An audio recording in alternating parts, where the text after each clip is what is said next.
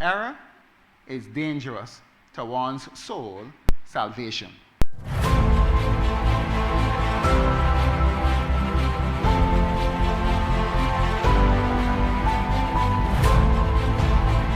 Many today in Adventism and in present truth are suffering similar fate and discouragement because they are holding on to popular views generally received as truth concerning what really constitutes present truth and the final events. There is a critical juncture for God's people to reach, and therefore that is where our focus ought to be, on God's people reaching this critical juncture, because once God's people reach that point, then the final events, the final movements will be rapid ones.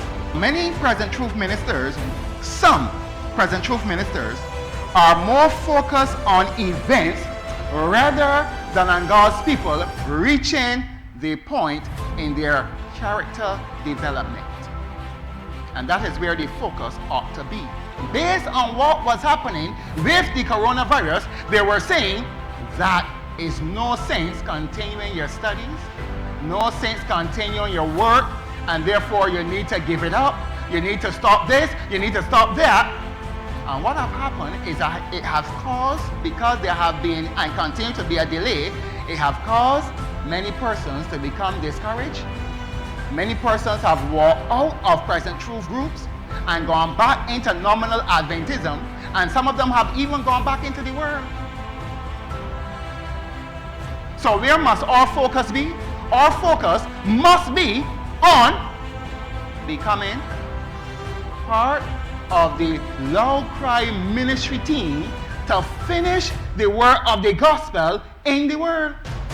That is where our focus must be. And for 187 years, since Jesus went into the most holy place in 1844, Jesus had been waiting on loud cry messengers to carry the message to the world.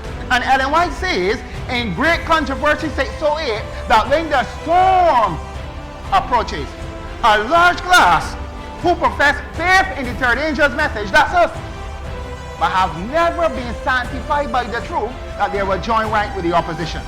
So we have to make sure, in order for us to be considered in the most holy place of the heavenly sanctuary, we must make sure that we are converted.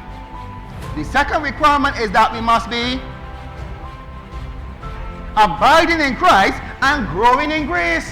And Paul says that we must take stock of our lives. Every one of us, every business, in order to function and to grow, must have something called stock taking. You must understand, in order to grow as a Christian, you must take stock of your life.